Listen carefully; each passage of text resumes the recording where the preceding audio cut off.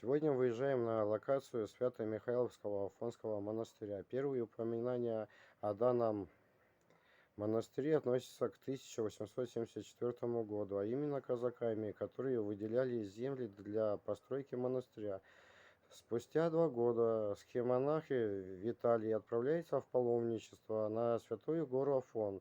Там он встречается с иеромонахом Мартирием, выходцем из России. В долгой беседе о странствиях по Северному Кавказу старец упоминает и о попытке создания монастыря. Этот рассказ воспламенил Мартирия, и он возжелал всеми своими силами и материальными средствами направить на основание горной обители. Весной 1877 года Мартирий со спутником направляется на Кавказ. После длительного путешествия они достигли места, где заручились поддержкой казаков из окрестных станиц, и имея на руках бумагу о добровольном дарении 430 десятин на постройку святой обители, после чего Мартирий едет в Ставрополь к Преосвященному Герману, который в свою очередь дал благословение. Далее Мартирий едет к его высочеству князю Михаилу Николаевичу, наместнику Кавказскому, с просьбой передать в собственность православному монастырю казачьи семьи. И таким образом 28 августа 1078 года было передано благословение на постройку Свято-Михайловского Афонского монастыря. Так, ну вот мы и приехали на монастырь. Вот она стоянка перед монастырем. Сразу же есть рыночек, где много чего продают интересного. Идем дальше. Ну вот мы вышли со стоянки, идем в сторону монастыря. Уже частично видно монастырь. Также тут стоят магазинчики, где можно перекусить. Ну вот и сам вход в монастырь. Заходим. Также всякие магазинчики. Ну вот, зашли в сам монастырь.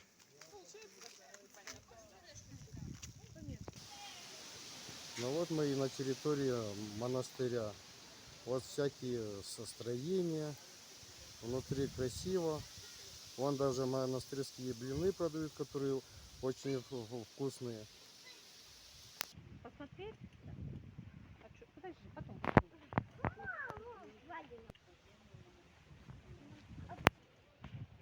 Также вот здание, где живут монахи. И вот сам монастырь.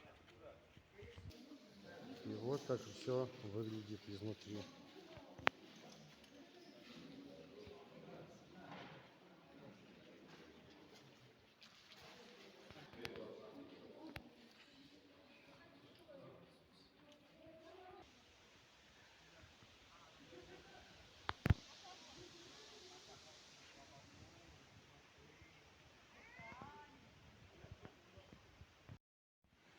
Ну вот поднялись на колокольню, и открывается вот такой вот вид окрестностей. Гуляя по монастырю, все ухожено, есть памятники. Даже лаванда посажена, запах не передать. Вот она купель.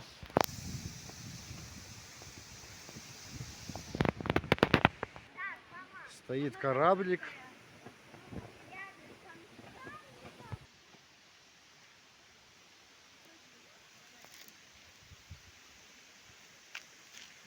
Стоят беседочки, где можно посидеть, отдохнуть. Не поверите даже, что тут есть. Часы солнечные.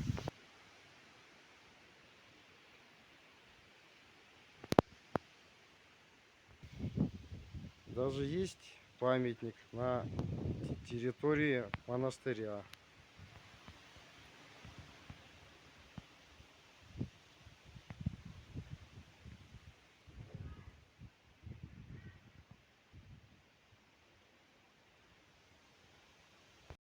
Гуляя, вот мы нашли вот такую вот, такое вот строение, и внутри икона. Выйдя с монастыря, повернув вправо, натыкаемся на знак «Святоечный источник», 15 минут. Опа, и идем туда. Вот мы шли к источнику и наткнулись на подземный монастырь. Сейчас вот к нему спускаемся. Ну вот и пришли на святой источник.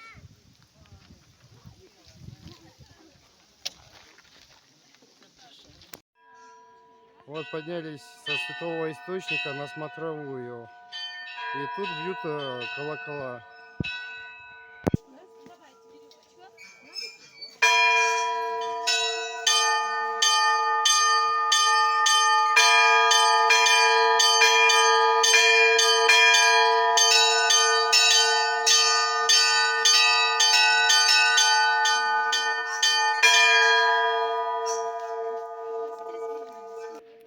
А вот внизу сам монастырь, откуда мы поднялись. И все-таки как красиво. Пейзажи очень хорошие. Ну вот мы и прошли по монастырю, друзья. Лучше это увидеть своими глазами, если честно. Пройтись, ощутить. Удачного вам просмотра. Надеюсь, по данному монастырю выйдет еще одна часть. Так как, если честно, есть еще на данной территории подземный монастырь. Его длина под землей составляет 3000 метров. Надеюсь, в ближайшее время я снова туда попаду и засниму хотя бы немного данный монастырь. Всем удачи, подписывайтесь.